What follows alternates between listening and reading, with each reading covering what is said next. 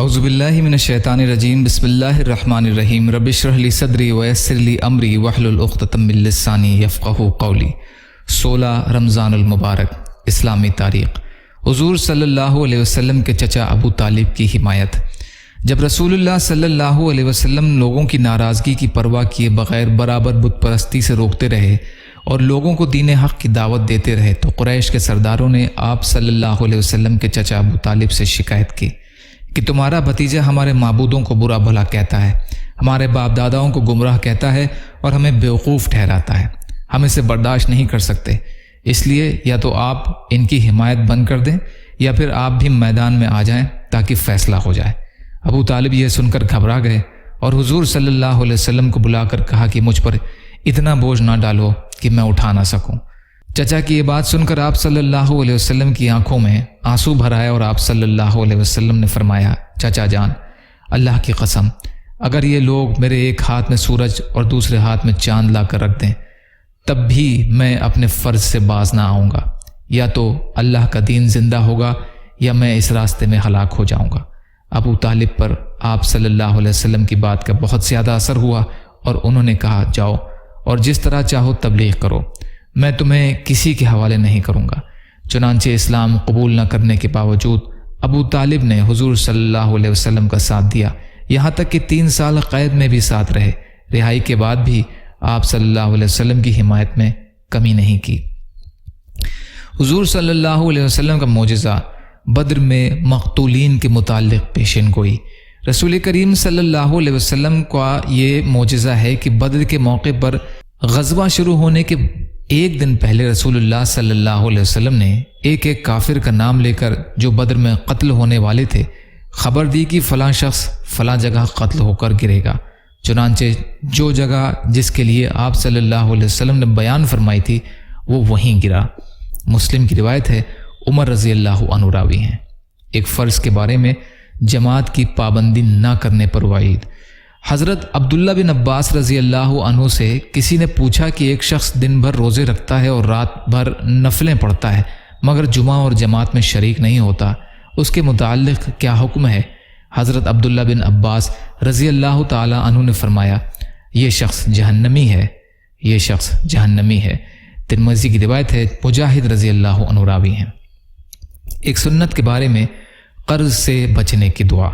رسول اللہ صلی اللہ علیہ وسلم یہ دعا فرماتے تھے، اللہم انی اعوذ بک من الکسل والحرم والمعصم والمغرم۔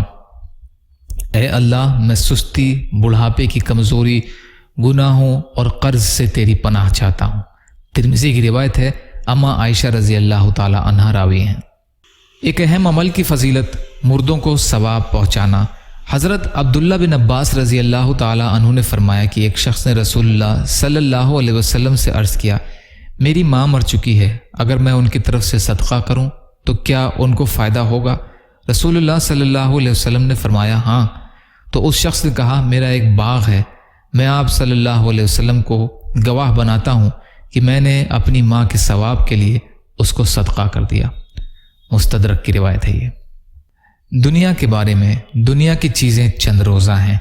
قرآن میں اللہ تعالیٰ فرماتا ہے، جو کچھ بھی تم کو دیا گیا ہے وہ صرف چند روزہ زندگی کے لیے ہے اور وہ اس کی رونق ہے، اور جو کچھ اللہ تعالیٰ کے پاس ہے وہ اس سے کہیں بہتر اور باقی رہنے والا ہے۔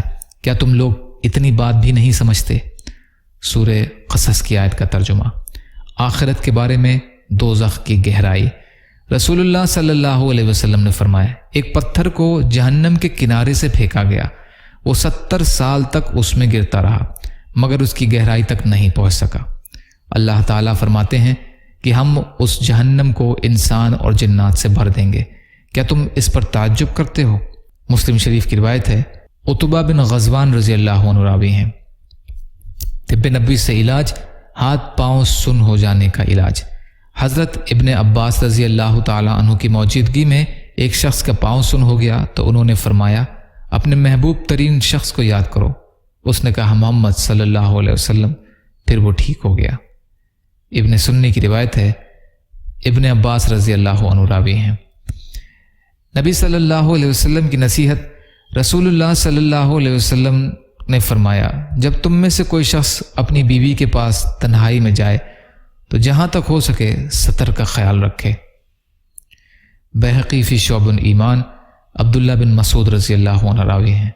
فائدہ: تنہائی میں بیوی کے پاس جانے میں بھی ستر کا خیال رکھنے کا حکم دیا گیا ہے، تو دوسرے موقعوں پر ستر چھپانے کا اور زیادہ اہتمام ہونا چاہیے۔ یا اللہ ہم سب کو کہنے سننے سے زیادہ عمل کی توفیق عطا فرما۔ یا اللہ جو مظلوم ہیں، پریشان حال ہیں، بیمار ہیں، قرض میں ہیں، بے روزگار ہیں، محتاج ہیں، ان کی مدد فرما۔ یا اللہ دنیا اور آخرت کی تمام خیر عطا فرما۔